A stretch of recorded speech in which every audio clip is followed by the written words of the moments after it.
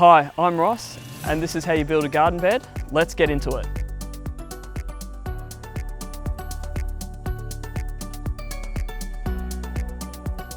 Our garden bed is 2.4 metres by 1.8 metres.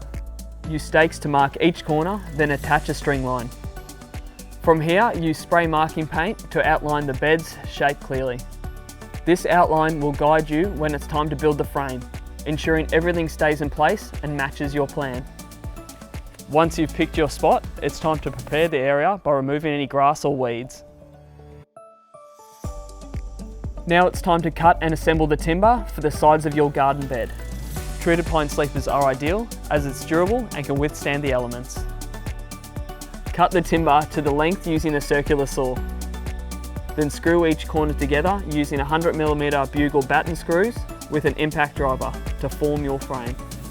You'll want to use galvanised screws that are resistant to rust and corrosion since your garden bed will be exposed to the elements. At this point, it's a good idea to use your spirit level to check that your frame is sitting evenly on the ground. If it's uneven, add or remove soil as needed. Once you're happy with its position, secure it with steel posts using hex head screws. This will help keep it level and square when you fill it.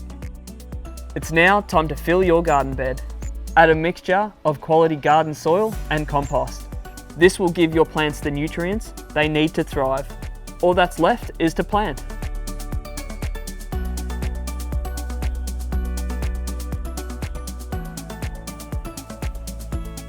And there you have it, you've built your own garden bed. It's a simple DIY project that will enhance your outdoor space and give you a beautiful area to grow plants.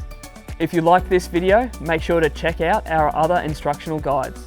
We've got plenty of DIY advice online to help tackle your next project with confidence.